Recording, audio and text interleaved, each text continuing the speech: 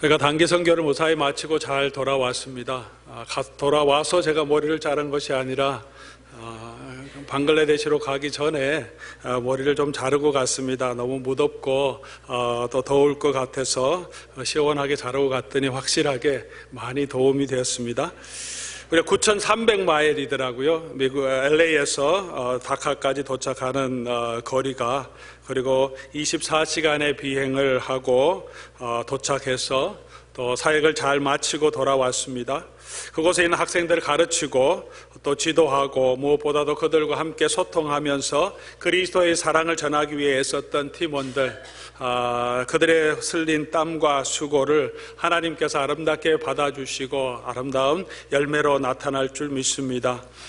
우리 오늘 주보에도 선교사님이 선교 본부에 함께 올린 내용들을 올렸는데 많은 위로와 격려가 되었다고 합니다. 마을을 방문해서 또 전도도 하고 또 기도하는 시간도 가지고 교회와 친밀하게 교제하도록 도왔습니다. 또 몸이 불편한 분들 초대해서 진료도 하고 또 학교에 있는 선생님들 또 교장 선생님 비롯해서 교직원들과 학부형들도 우리가 함께 치료를 해주었습니다. 너무 많은 분들이 찾아오셔서 저와 선교사님이 설득해서 돌려보내느라고 굉장히 힘들었습니다. 특별히 침대가 없는 학교에서 바닥에 누워서 환자를 진료하느라고 우리 의료사역을 담당하셨던 김경숙 집사님 너무 많이 고생하셨고, 무더위 속에서 땀으로 또 엎드려서 이렇게 진료를 하시니까 허리가 아프셔서 또 기진맥진에서 한 2시간 하시면 기진맥진하셔서 그 더운 그 바닥에 스스로 누워서 한 15분 정도는 쉬어야 할 정도로 그렇게 사역을 감당해 주셨습니다. 걱정을 많이 했는데 그래도 무사하게 잘 마치고 돌아오게 해주셨습니다. 성경학교는 개교 이래 처음 있었던 일이라고 합니다. 처음에 어색했던 우리 학생들 또 선생님들이 찬양을 얼마나 좋아하는지 마지막에는 모두가 아주 기쁨으로 바리월십하고 찬양을 하나님 앞에 드리고 또 4번에 걸친 말씀 사역을 통하여서 아이들에게 복음을 전달하고 또 마지막 시간에 복음을 전달하고 또 학생들과 선생님들이 예수님을 영접하고 신앙을 고백하는 시간을 가졌습니다. 더위보다 힘든 것이 안전이었던 것 같습니다. 첫날 학교를 방문하고 돌아왔을 때 한 분이 우리가 저녁 기도의 시간에 나누는데 오늘도 무사하게 집에 오게 돼서 숙소에 오게 돼서 감사하다 그렇게 말했습니다. 길이 너무 험하고 좁고 차선도 없고 바로 옆에 차가 저희가 밴 옆에 버스가 그냥 한 5cm도 안 될 정도로 막 붙어서 오죠. 추월하는 차, 트럭을 추월하면 정면으로 올 때도 많고 아슬아슬하게 비켜가는 일들이 너무 많아서 정말 하루 다시 돌아오는 것이 하나님의 은혜라고 할 정도로 그렇게 무사하게 그런 과정에서도 무사하게 잘 마치고 돌아왔습니다. 여러분께서 기도와 물질로 후원해 주신 것 감사합니다. 조금 더 자세한 보고 영상들을 다음 주에 조금 정리하여서 함께 보고 드리도록 하겠습니다. 이곳까지 왜 와야 하는가? 지구 반대편에서 12시간 시차도 나는데 무덥고 힘든 가난한 곳에 그런 생각을 해보았는데 그곳에 있는 선생님들과 학생들이 저희가 방문한다는 소식을 듣고 많이 기다리고 있었다는 말씀을 통하여서 마게도니아에 있는 성도들이 와서 도우라고 하는 그런 환상을 바울이 보았듯이 그곳에 있는 성도들도 우리에게 사람들도 우리를 향하여서 와서 도우라 이렇게 기대하고 있는 그런 하나님의 음성으로 들렸습니다. 우리가 하나님의 일을 감당한다는 것, 주의 뜻을 따르고 순종한다는 것이 쉬운 일은 아닙니다. 선교와 전도를 한다는 것, 예수 그리스도의 말씀대로 순종하고 제자의 길을 걸어간다는 것 자체가 어려움과 고난이 있습니다. 그것을 이겨서 나아가는 것이 저와 여러분의 삶입니다. 오늘 본문 가운데서도 주님과 함께하는 길에도 주님이 보내신 그 길을 가는데도 풍랑을 만난 제자들의 이야기를 우리에게 기록해 주고 있습니다. 예수를 잘 믿으면 사업도 잘 되고 우리 모든 가정의 문제가 해결되고 건강도 회복되면 얼마나 좋겠습니까? 그런 축복도 하나님께서 저와 여러분의 믿음이 든든하게 설 수 있도록 살아계신 하나님이 이 세상에 존재하며 우리를 지켜주시는 되신다는 것을 보여주시기 위해서 하나님께서 역사해 주십니다. 하지만 우리가 믿음으로 하나님의 말씀대로 살아감에도 불구하고 당하는 고통과 고통도 있다는 것입니다. 나의 수고를 알아주지 않아서 낙심될 때도 있습니다. 섬기려고 하면 왜 이렇게 또 여러 가지 어려운 일들이 생기는지요? 헌신해서 조금 더 말씀대로 살아가려고 하면 여러 가지 가정의 어려움도 생기고 우리로 하여금 낙심되게 하는 많은 일들이 오히려 더 일어나게 됩니다. 사탄은 그렇게 하나님의 백성들이 하나님을 사모하고 하나님과 가까워지고 하나님의 은혜를 체험하는 것을 막기 위하여서 여러 가지 세상의 어려움으로 저와 여러분을 낙심하게 하고 거친 풍랑으로 우리를 덮치게 해서 우리로 하여금 우리의 믿음이 흔들리게 할 때가 많이 있습니다. 오늘 이 35절 말씀 보면 그날 저물 때에 이미 저물 때가 되었는데 예수님께서 새로운 명령을 제자들에게 주십니다. 우리가 건너편으로 가자. 내일 아침에 좀 쉬고 내일 아침에 가도 되는데 예수님께서 바로 건너편으로 가자고 말씀하십니다. 건너편으로 가는 것은 이곳에서 건너편으로 가는 것은 5장 1절에 보면 그라사 지방, 그라사인의 지방에 이르렀다 그렇게 말합니다. 이 지역은 데가볼리라고 하는 헬라의 도시의 한 부분입니다. 예수님께서 이곳에 건너가셔서 하신 일이 무엇입니까? 그들을 반겨주는 분도 아무도 없었습니다. 집을 마련하고 음식을 준비하고 밤에 도착하면 아침에 새벽에 도착하게 되는데 사절단이 나와서 예수님과 제자들을 반기는 사람도 없었습니다. 도착하자마자 예수님이 만난 것은 광인이었습니다. 정신을 잃고 무덤 가운데 헤매는 한 광인이었고 그 잃어버린 불쌍한 사람을 구원하기 위해서 예수님은 밤에 이 바다를 건너가자고 하십니다. 한 영혼을 바라보시며 이 일을 하십니다. 주님의 명령에 따라서 어떻게 가야 될 길인지 알지 못하지만 제자들이 순종해서 걸어갑니다. 그리고 주님도 이 여정에 함께하고 계십니다. 주님의 명령을 따라 나선 길이고 주님도 함께하는 그 길인데 그 길을 가다가 풍랑을 만나게 된다는 것입니다. 예수 그리스도의 말씀대로 우리가 살아가고 예수 그리스도를 모시고 살아가는 성도의 삶 가운데도 이런 풍랑과 환난과 어려움이 있다는 것입니다. 한 사람이 목장에서 성난 황소를 피해서 도망치고 있습니다. 도망가다 구덩이를 발견하고 그 안으로 뛰어 들어갔습니다. 구사일생으로 황소를 피했습니다. 그런데 잠시 후에 다시 튀어나옵니다. 바깥에 있던 황소가 다시 달려옵니다. 도망가다 보니까 또 피할 데가 없어 다시 그 구덩이로 들어갑니다. 들어가더니 또 다시 튀어나옵니다. 다시 황소가 쫓아오니까 또 어쩔 수 없이 구덩이로 들어갑니다. 그 모습을 보고 옆에 있던 사람이 물어보았습니다. 아니 이 사람아, 구덩이에 가만히 있고 황소가 떠날 때까지 그냥 가만히 있으면 되지 왜 들어갔다 나왔다 그렇게 합니까? 그랬더니 그 사람이 대답했습니다. 구덩이 안에는 방울뱀이 있습니다. 바깥에 나와도 문제, 들어가도 문제고 우리의 삶이 그럴 때가 있습니다. 이렇게 가도 문제가 되고 또 하나 피하고 보면 또 다른 문제가 우리의 삶에 다가올 때가 많습니다. 이렇게도 할 수 없고 저렇게도 할 수 없는 막막한 현실들이 우리를 덮칠 때가 있습니다. 한 곱이 넘기면 또 다른 어려움이 찾아옵니다. 믿음 없이 살다가 당하는 고난이라면 아이고 내가 예수를 믿지 않고 하나님을 제대로 섬기지 않았기 때문이라고 할 수 있겠지만 열심히 신앙생활하고 또 기도하고 간구하는데도 삶에 어려움이 있을 때 낙심이 되기도 하고 또 제자들처럼 예수님을 원망할 때도 있습니다. 제자들이 어떻게 반응합니까? 다양한 반응을 보여줍니다. 렘브란트라고 하는 유명한 화가가 갈릴리 바다의 폭풍이라고 하는 그림을 1633년에 기록했습니다. 이 바다의 그림이 유명하게 된 것은 이 그림이 1990년에 보스턴의 뮤지엄에 보관되고 있었는데 도난을 당했습니다. 그래서 아직까지 어떻게 도난당했는지 또 그 범인을 잡지 못하고 있습니다. 혹시 이 그림을 어떤 가라지에서나 골동품상에서 보시면 여러분 신고하시면 500만 불의 상금이 아직도 걸려 있다고 합니다. 이 그림을 보면 제자들의 모습이 다양하게 기록되어 있습니다. 어떤 제자는 노를 잡고 있고 돛을 붙들고 있고 어떻게든지 풍랑을 이겨나가려고 싸우고 있습니다.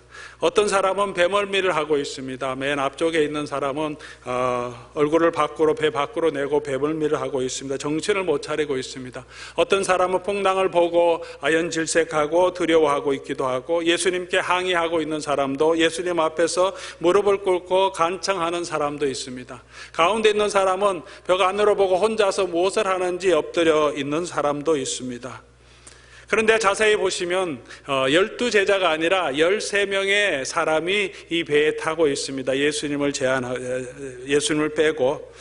렘브란트 자신도 이 배에 자기의 모습을 그려놓아서 13명의 사람이 이 배에 있다고 합니다. 여러분, 저와 여러분은 어디에 있습니까? 저와 여러분은 어떤 반응을 하고 있습니까? 저와 여러분 인생의 풍랑을 만날 때 최선을 다해서 그것을 이겨나가려고 내가 노력하고 애쓰고 있습니까? 아니면 너무 힘들고 너무 어려워서 주저앉아서 그냥 아무것도 하지 못하고 손을 놓고 있습니까? 아니면 배멀미하는 사람처럼 이 환난에 어떻게 해야 할지 모르고 그 고통 속에서 허우적거리고 있습니까? 아니면 예수님을 향하여 원망하며 왜 나를 도와주지 않습니까? 예수님 왜 나를 버리십니까? 예수님 왜 아무것도 안 해주십니까? 주님께 항의하고 있습니까? 38절 보면 예수님께서 고문에서 베개를 베고 주무시더니 제자들이 깨우며 이르되 선생님이여 우리가 죽게 된 것을 돌보지 아니하십니까? 예수님께 항의합니다. 우리가 죽게 되었는데 제자들이 그런 두려움에 빠져 있습니다. 죽을 것 같은 두려움에 빠져 있습니다. 우리가 인생을 살아갈 때 그런 어려움이 닥쳐옵니다. 죽을 것 같은, 어쩌면 죽는 것보다 더한 고통, 죽지 않아서 이 고통을 겪어나가야 하는데 끝이 보이지 않는 그런 어려움, 또 미래가 어떻게 될지 모르는 불확실함 때문에 두려움을 느낄 때가 많이 있습니다. 사우스 다코타의 인디언 보호구역에서 있었던 일이라고 합니다. 한 겨울이 되기 전에 인디언들이 다 몰려와서 추장에게 몰려왔습니다. 추장님, 이번 겨울이 얼마나 춥겠습니까? 물어보았습니다. 추장이 자기가 어떻게 다 알겠습니까? 그래도 추장인지라 내가 조금 더 생각해보고 얘기해 줄 테니까 나중에 오라. 그리고는 추장이 기상청에 전화해서 물어봤다고 합니다. 자, 이번 겨울이 어떻게 되겠습니까? 그러니까 예보관이 이번 겨울이 조금 예전보다는 조금 더 추울 것 같다고 예상이 됩니다. 그렇게 말했습니다. 그래서 추장이 그 얘기를 듣고 부족들을 다 모았습니다.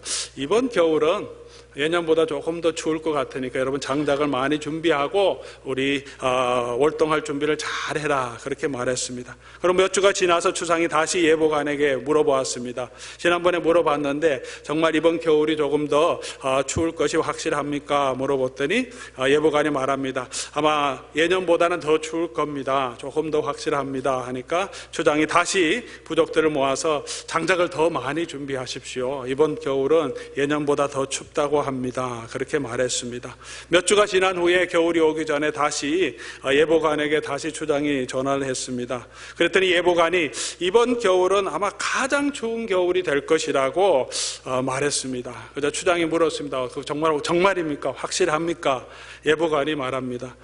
인디언들이 요즘 정신없이 장작을 모으고 있는 거 보니까 이번 겨울은 정말로 추울 것입니다. 그렇게 얘기했다고 합니다.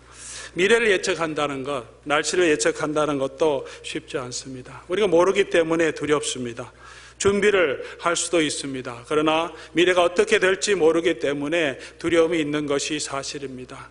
미래를 알지 못해도 예수님이 나와 함께 하신다는, 예수님이 나를 지켜주신다는 신뢰가 있으면 두려움을 이겨갈 수 있습니다. 그러나 오늘 제자들은 예수님이 그 가운데 계심에도 불구하고 예수님을 향하여 의심을 품습니다. 예수님의 능력에 대해서도 의심을 품고 예수님의 마음에 대해서도 의심을 품습니다. 주여 우리가 죽게 된 것을 돌보지 아니하시나이까? 예수님 깨어나셔서 바다를 잔잔케 해주십시오. 예수님 바다를 잔잔케 하실 수 있는 분입니다. 그런 믿음을 가지고 지금 예수님께 기도하는 것은 아닌 것 같습니다. 왜냐하면 예수님 바다를 잔잔케 하시고 난 다음에 제자들이 너무나 놀랐기 때문입니다. 놀랐다는 것은 사실은 믿지 않았다는 것이죠. 그렇게 예수님께서 바다를 잔잔케 하실 능력이 있었다면 예수님이 거기 계신데 뭐가 그렇게 큰 문제겠습니까? 예수님의 능력에 대해서 제자들은 확신이 없었습니다. 능력에 대해서도 의문을 가지고 있었고 예수님의 마음에 대해서도 의문을 가지고 있습니다. 예수님이 우리를 돌아보지도 않으십니까? 예수님께서 육신을 입고 이 땅에 오셨습니다. 그렇게 풍랑이 치는데도 예수님은 지쳐서 쓰러져 계십니다. 다른 제자들은 깨어서 열심히 노를 젓고 있는 힘이 있는데 예수님은 그런 힘도 없어 보입니다. 그런 힘이 없더라도 마음으로라도 깨어서 제자들을 격려하고 배에 들어오는 물이라도 손으로라도 밖으로 퍼내주는 그런 마음을 보여주신다면, 그 정도라도 해주신다면 나에게 조금은 위로가 될 텐데 예수님 왜 주무시고 계시고 아무것도 안 하고 계십니까? 라고 예수님을 원망합니다. 제자들에게 예수님은 그 정도의 존재였던 것 같습니다. 선생님이여 라고 예수님을 부릅니다. 예수님은 선생님으로 존재합니다. 말씀을 가르치는 선생님이지만 이 바다와 바람을 잔잔케 하실 수 있는 그런 능력을 가진 하나님의 아들로는 아직 믿지 못하고 있는 것입니다. 오늘 저와 여러분들이 환난과 풍랑을 당할 때, 이 세상의 어려움을 당할 때 왜 그토록 두렵고 왜 그토록 낙심하고 있습니까? 우리와 함께 하시며 우리를 인도하시는 예수님이 우리와 같이 있음에도 불구하고 우리는 왜 낙심합니까? 우리는 예수님을 어떻게 생각하고 있습니까? 예수님은 어떤 능력을 가진 분이라고 생각하고 있습니까? 예수님 말씀이 좋고 그 말씀대로 따르면 내 삶에 조금 도움이 되고 내가 조금 더 선하게 살 수 있는 그 정도의 선생님으로 생각하고 있습니까? 예수는 분명히 우리에게 말씀을 전해주시는 선생님이십니다. 선지자이십니다. 그러나 그럼에도 불구하고 예수님 단순히 선생님이 아니라 하나님의 아들이시고 모든 만물을 다스리시는 하나님의 아들이십니다. 바다와 바람을 창조하시고 이 땅을 창조하신 하나님의 능력을 가지고 계신 분임을 오늘 성경은 우리에게 분명하게 보여주고 있습니다. 예수님을 누구라고 저와 여러분은 생각하고 있습니까? 그것을 보여주시기 위해서 하나님께서 예수님을 이 땅에 보내주셨습니다. 육신을 입고 너무나 연약하게 피곤해서 지쳐서 고물의 베개를 베고 누워 계시는 그 모습, 제자들이 보기에는 한계투성인 것 같은 예수님의 모습이지만 예수님의 상황 판단도 제대로 되지 않아서 풍랑이 있는데도 가라고 하시고 육체의 능력도 없어 보이고 진정성과 사랑도 의심이 생길 때가 많이 있습니다. 제자들의 수준에서 제자들의 상식으로 예수님을 바라보기 때문입니다. 그들이 가지고 있는 고정관념으로는 이 풍랑을 이겨나갈 수 있는 것은 아무것도 없다고 생각하기 때문입니다.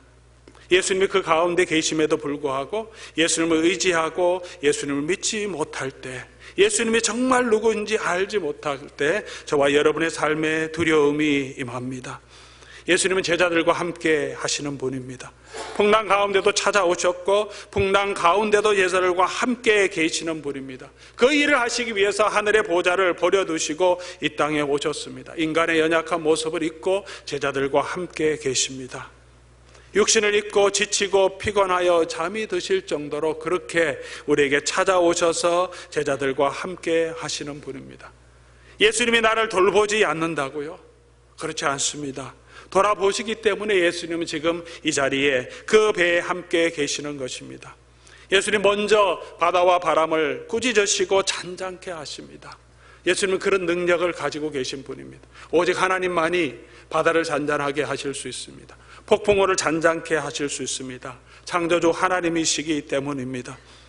오늘 이 성경은 분명하게 예수님이 하나님의 아들이심을 우리에게 보여주고 있습니다.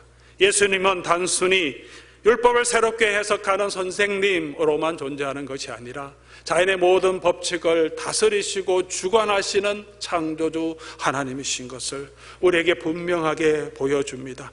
우리의 생명도 우리의 죽음도 우리의 건강도 우리의 모든 것들을 아버지 하나님께서 예수 그리스도에게 맡기시고 예수 그리스도께서 그것을 주관하고 계십니다. 예수님께서 잠잠하라 하시니 아주 잔잔하여지더라 라고 말합니다. 큰 풍랑이 있었지만 예수님께서 잠잠하라고 하시니까 아주 잔잔하게 되었다고 말합니다. 왜 불안하고 왜 두렵고 왜 예수 그리스도가 원망스럽습니까? 내가 가지고 있는 것, 내가 붙들고 있는 것이 너무나 크기 때문입니다.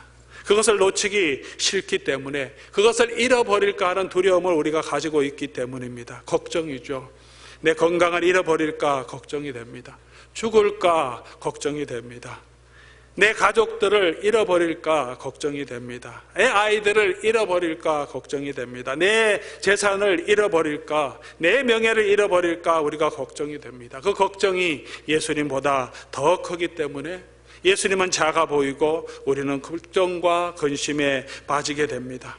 내 인생이 내 손에 있지 않고 주님에 있다는 것을 인정하지 못하기 때문입니다. 여전히 내가 붙들고 있는 그것을 붙들고 있기 때문에 우리는 두렵고 우리는 예수님이 믿지 못하는 그런 사람으로 서게 됩니다. 내가 붙들고 있는 것을 놓고 예수님께 맡기면 예수님께서 모든 것을 해결해 주십니다.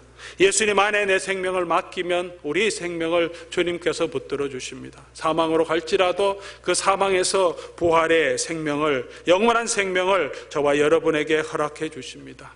제자들의 생명이 누구의 손에 있습니까? 제자들의 노력에 있지 않습니다. 제자들의 노젓는 기술에 있지 않습니다. 예수 그리스도의 손에 있습니다. 1912년 4월 15일 날 타이타닉호가 바다에 침몰한 날입니다. 절대로 침몰하지 않을 배라고 만들었습니다. 그렇게 자부했던 배가 첫 항해에서 침몰하게 됩니다. 엄청난 폭풍우를 만난 것이 아니라 작은 빙산에 부딪혀서 충돌하여서 1,500명이 넘는 사람들이 희생을 하게 됩니다. 사람들이 만든 어떤 타이타닉과 같은 배라도 저와 여러분을 지켜줄 수는 없다는 것을 이 이야기를 통해서 우리는 너무나 잘 알 수 있습니다. 타이타닉호를 건조했던 북아일랜드의 벨패스트라는 도시에서 타이타닉호가 침몰한 이후에 월요일날 침몰했는데 그 다가오는 주일날 사망자들을 위로하기 위해서 그곳에 있는 장로교에서 모든 사람들이 모였습니다. 도시 주민들이 모였습니다. 그곳에 있었던 16명의 그 노출신의 16명의 엔지니어도 타이타닉호와 함께 목숨을 잃었기 때문에 메모리얼 서비스를 드린 것입니다. 이 예배에서 이 교회 담임 목사님이었던 앤드류 스미스 목사님은 오늘 이 본문을 인용하면서 이렇게 모든 모인 사람들을 위로했다고 합니다. 인류 역사에서 침몰하지 않을 수 있는 유일한 배가 있습니다. 바로 잠자는 예수님을 태우고 가던 작은 배입니다. 그리고 인생의 폭풍우 가운데서도 평안할 수 있는 유일한 마음은 예수님을 모시고 있는 마음입니다. 그렇습니다. 폭풍우가 문제가 아닙니다. 폭풍우가 얼마나 크냐, 바람이 얼마나 세냐 하는 것이 문제가 되지 않습니다. 그 안에 예수님이 계시면 말입니다. 바다와 바람도 다스리시는 예수님을 저와 여러분을 믿고 의지할 수 있기를 바랍니다. 그가 누구인가? 그는 바다와 바람도 순종케 하시는 분이십니다.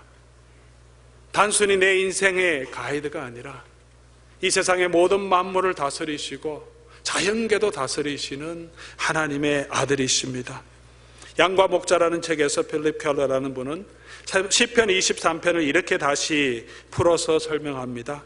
나는 내 길만 고집했습니다. 그 끝이 낭떠러지일지라도 나는 눈에 보이는 대로 먹었습니다. 그것이 독풀일지라도 나는 당장에 목마름만 채웠습니다. 그 물이 썩은 구정물일지라도 나는 높은 자리만 탐했습니다. 동료를 들이받고서라도 나는 자꾸 울타리 밖을 꿈꿉니다. 내 한 몸 지킬 힘도 없으면서 이런 나를 그분은 돌보십니다. 지팡이와 막대기로 바른 길로 이끄시고 신선한 꼴과 시원한 물로 채워주십니다. 그리고 세상의 악한 것들로부터 밤에도 낮에도 쉬지 않고 보호해 주십니다. 예수님은 제자들이 이런 믿음을 가지기를 원하십니다. 너희가 어찌 믿음이 없느냐라고 책망하시면서 책망과 함께 제자들에게 예수님이 어떤 분이신지를 보여주십니다. 사랑하는 성도 여러분, 여러분은 예수님을 어떻게 생각하고 계십니까? 이 예수님은 바다와 바람도 잔잔케 하시는 분이심을 믿으십니까? 여러분의 생사화복을 주관하시고 건강을 주관하시고 이 생뿐만이 아니라 다음 생애까지 우리의 삶을 주관하시고 계신 하나님의 아들이심을 믿으십니까? 그 예수 그리스도를 의지하며 걸어가는 저와 여러분 될 수 있기를 주님의 이름으로 축복합니다. 풍랑이 그치고 평안을 주실 것입니다. 아니면 밖에는 계속해서 풍랑이 일고 바람이 더 거세게 몰아치더라도 저와 여러분의 마음속에는 하나님의 평강과 그리스도의 평강을 주실 것입니다. 그가 누구이기에 바람과 바다도 순종하는가? 그가 누구인지 알고 그 예수 그리스도를 알고 만나고 의지함으로 예수 그리스도께서 주시는 참 평안을 누리며 그 주님과 함께 우리의 삶을 걸어가는 하나님의 평강을 경험하는 저와 여러분 될 수 있기를 주 예수 그리스도의 이름으로 축복합니다.